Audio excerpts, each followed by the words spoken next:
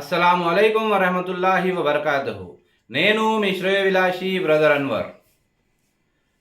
బక్రీదు మరియు ఖుర్బానీ యొక్క ప్రాముఖ్యత అంటే బక్రీదులో ఏదైతే ఖుర్బానీ ఇస్తారో ఖుర్బానీ ఎవరు ఇవ్వాలి, ఎవరికి ఇవ్వాలి అనే దాని గురించి మనం కనుక చూస్తే ముఖ్యంగా ఇస్లాం ప్రకారము రెండు పండుగలు ఉంటాయి. అవి రంజాను, బక్రీదు. రంజాను అంటే నెల రోజుల పాటు ఉపవాసాలు ఉండడము, దాన ధర్మాలు చేయడము, జకాత్ ఫిత్రా దానాలు చేయడము, రంజాన్ నెలలో ఆఖరి 10 రోజులలో జాగారాలు చేయడము, ఇవి రంజాన్లో చేస్తూ ఉంటాము. బక్రీదు అంటే బక్రీదు పండుగకు ముందు 9 రోజులు ఉపవాసాలు ఉండడము, సత్కార్యాలు మంచి పనులు చేయడము, ఉపవాసాలు ఉండడం, ఆ 9 రోజుల ఉపవాసము ఉండడము, బక్రీదు నమాజు తర్వాత ఏదైతే ఖుర్బానీ ఇవ్వడము, ఇది బక్రీద్లో చేసేటటువంటి పనులు. సహీ ముస్లిం హదీస్ నంబర్ 1197 ప్రకారము దైవ ప్రవక్త సల్లల్లాహు అలైహి వసల్లం వారు ఈ విధంగా తెలియజేశారు.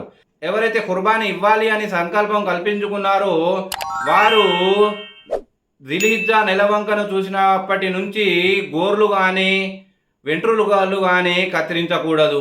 అయితే ఈ జిల్హిజ్జా మాసంలో దైవ ప్రసన్నత కొరకు నిర్ణీత వయసు గల ప్రత్యేక జంతువులను జివా చేయడాన్నే ఖుర్బానీ అంటారు. ఈ ఖుర్బానీ అనేది హజరత్ ఇబ్రాహీం అలైహిస్సలాం వారి సాంప్రదాయము, సున్నతు.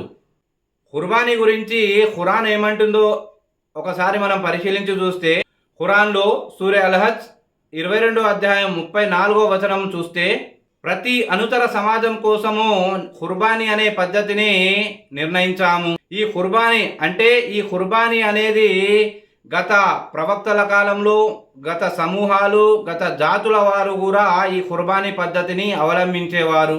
హదీసులను కనుక పరిశీలించి చూస్తే ఇబ్నే మాజా హదీస్ నెంబర్ 3123 ప్రకారము ఖుర్బానీ ఇచ్చే స్తోమత ఉండి కూడా ఖుర్బానీ ఇవ్వకపోతే వారు మా ఈద్గాలోకి రాకూడదు అని దైవ ప్రవక్త సల్లల్లాహు అలైహి వసల్లం వారు తెలియజేశారు. అంటే ఖుర్బానీ ఇచ్చే స్తోమత ఉంటే తప్పనిసరిగా ఖుర్బానీ ఇవ్వాలి అని మనకు ఈ హదీస్ ద్వారా తెలుస్తుంది. సహీ బుఖారీ హదీస్ నెంబర్ 5552 ప్రకారము దైవ ప్రవక్త సల్లల్లాహు అలైహి వసల్లం వారు బక్రీదులో 2 గొర్రెపోతులను ఖుర్బానీగా ఇచ్చేవారు. అబూదావూద్ హదీస్ నంబర్ 2788 ప్రకారము ప్రతి ఇంట్లో ప్రతి సంవత్సరము ఖుర్బానీ జరగాలి అని దైవ ప్రవక్త సల్లల్లాహు అలైహి వసల్లం వారు తెలియజేశారు. సహీ బుఖారీ హదీస్ నంబర్ 7400 ప్రకారము ఏదైతే బక్రీదు నమాజుకు ముందు ఎవరైతే ఖుర్బానీ ఇస్తారో ఆ ఖుర్బానీ చెల్లదు, దానికి బదులుగా మరో ఖుర్బానీని ఇవ్వవలసి వస్తుంది. తిర్మిజీ హదీస్ నంబర్ 1501 ప్రకారము దైవ ప్రవక్త సల్లల్లాహు అలైహి వసల్లం వారు ప్రయాణంలో ఉన్నప్పుడు కూడా ఖుర్బానీని వదలలేదు. అంటే ఖుర్బానీ యొక్క ప్రాముఖ్యత ఎంత ఉందో మనకు దీని ద్వారా తెలుస్తుంది. కాబట్టి స్తోమత కలిగిన వారు ప్రతి ముస్లిము ఖుర్బానీ ఇవ్వాలి. ఇబ్నే మాజా హదీస్ నంబర్ 3122 ప్రకారము ఒక ఇంటికి ఒక ఖుర్బానీ సరిపోతుంది. అంటే ఇంట్లో ఎంతమంది ఉన్నా కానీ ఒక ఖుర్బానీ ఇస్తే సరిపోతుంది. దానికంటే స్తోమత కలిగిన వారు దానికంటే ఎక్కువ కూడా ఇవ్వవచ్చు. సహీ బుఖారీ హదీస్ నంబర్ 2300 ప్రకారము దైవ ప్రవక్త సల్లల్లాహు అలైహి వసల్లం వారు తమ పేద సహాబాల కొరకు ఖుర్బానీ జంతువులను పంపిణీ చేసేవారు. ఎందుకంటే వారు కూడా ఖుర్బానీ చేయాలనే సంకల్పంతో.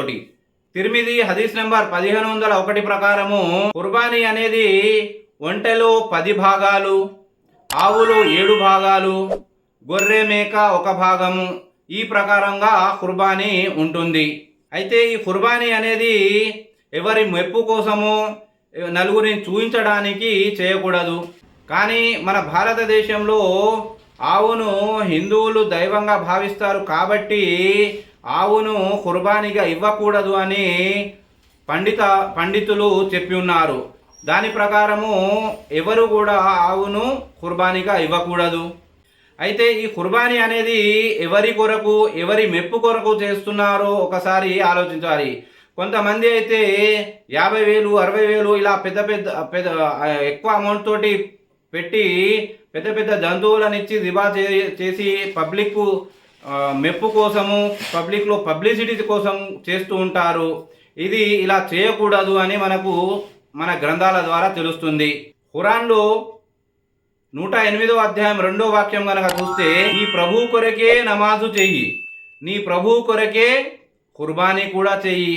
అంటే మనం ఏదైతే ఖుర్బానీ చేస్తున్నామో, ఏదైతే మన సమాజంలో ఉండే వాటికి చూపించడం కోసం కాదు, వారి మెప్పు కోసం కూడా కాదు, కేవలము అల్లా ప్రసన్నత కోసం మాత్రమే చేయాలి అని మనకు తెలుస్తుంది. సునన్ నిసాయి హదీస్ నెంబర్ 4370 ప్రకారము, ఎవరైనా నిరుపేద వ్యక్తి ఖుర్బానీ ఇవ్వాలనే సంకల్పం ఉంది కానీ వారికి ఇచ్చే స్తోమత లేకపోతే ఏం చేయాలి అంటే, వారు జిల్హిజ్జా మాసం మొదలైనప్పటి నుంచి బక్రీదు వరకు ఏదైతే గోర్లను వెంట్రుకలను కత్తిరించుకోకూడదు, వారికి కూడా ఖుర్బాన్ ఇచ్చేంత పుణ్యం ఉంటుందని దైవ ప్రవక్త సల్లల్లాహు అలైహి వసల్లం వారు తెలియజేశారు. ఈ ఖుర్బానీ ఏదైతే ఇస్తామో, ఈ ఖుర్బానీ ఇచ్చిన తర్వాత ఈ ఖుర్బానీ మాంసాన్ని తన ఇంటి కొరకు మరియు తన ఇంటి కొరకు కొంత భాగాన్ని తీసుకొని మిగిలిన భాగాన్ని పేదల కోసము, ఇరుగు పొరుగు వారి కోసము, బంధువుల కోసము పంచిపెట్టాలి. ఈ ఖుర్బానీ ఇచ్చేటటువంటి రక్తం కానీ మాంసం కానీ అల్లాకు చేరదు. ఈ విషయం ఖురాన్లో సూరా అల్-హజ్ 22వ అధ్యాయం 37వ వాక్యం చూస్తే, ఖుర్బానీ యొక్క రక్తం కానీ మాంసం కానీ అల్లాకు చేరదు, కానీ మీ భయభక్తులు తక్కువ మాత్రమే అల్లాకు చేరుతాయి. కాబట్టి మనం ఈ ఖుర్బానీ ఏదైతే చేస్తామో అల్లా ప్రసన్నత కోసం చేయాలి. మన సమాజంలో నలుగురిని చూపించడానికి కాదు. అల్లా ప్రసన్నత పొందాలంటే ఆ అల్లా చెప్పిన మార్గం ప్రకారం మనం ఖుర్బానీ ఇవ్వాలి. ఆ ఖుర్బానీ మాంసాన్ని తన ఇంటి కోసం కొంత భాగాన్ని తీసుకొని మిగిలిన భాగాన్ని పేదల కోసం పంచాలి. కాబట్టి చివరిగా నేను అల్లాతో దుఆ చేసేది ఏంటంటే, ఇది సరైన మార్గంలో ఖుర్బానీ ఇచ్చేటటువంటి భాగ్యాన్ని మాకు ప్రసాదించాలని అల్లాతో చివరిగా దుఆ చేస్తున్నాను.